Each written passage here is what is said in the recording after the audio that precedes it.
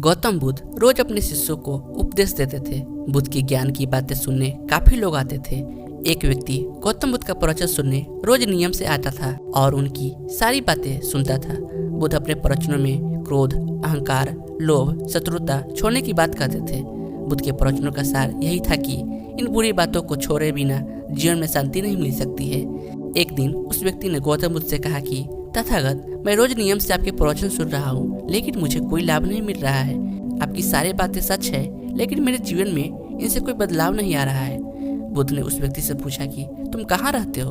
उसने जवाब दिया कि मैं श्रावस्ती में रहता हूँ। बुद्ध ने पूछा, ये जगह यहाँ से कितनी दूर है? उस व्यक्ति ने जगह की दूरी बताई। इसके बाद बुद्ध ने फिर पूछा, तुम वहाँ कैसे जाते हो? व्यक्ति ने बताया कि कभी घोड़े पर, कभी बैलगाड़ी पर बैठकर जाता हूँ। बुद्ध ने फिर पूछा कि तुम्हें वहां पहुंचने में कितना समय लगता है? व्यक्ति ने पहुंचने का समय भी बता दिया।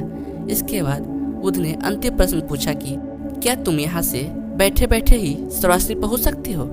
इस प्रश्न के जवाब में व्यक्ति ने कहा कि गुरुजी, ये कैसे संभव है? इसके लिए तो चलना पड़ेगा, तभी मैं वहाँ पहुँच सकता हूँ। बुद्ध बोले कि हम चलकर ही हमारे लक्ष्य तक पहुँच सकते हैं। ठीक इसी तरह जब तक हम अच्छी बातों का पालन नहीं करेंगे, उन पर नहीं चलेंगे, तब तक हम पर प्रवचनों का कोई असर नहीं होगा। सिर्फ अच्छी बातें सुनने से हमारा जीवन नहीं बदलता है।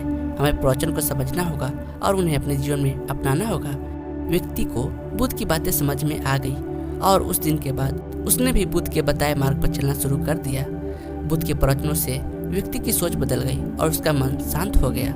इस छोटी सी कथा की सीख यह है कि अगर हम मन शांत करना चाहते हैं तो हमें क्रोध, लोभ, मोह, अहंकार को तुरंत छोड़ देना चाहिए। इन बुराइयों की वजह से हमारा मन अशांत रहता है, शांति नहीं मिलती है। धन्यवाद।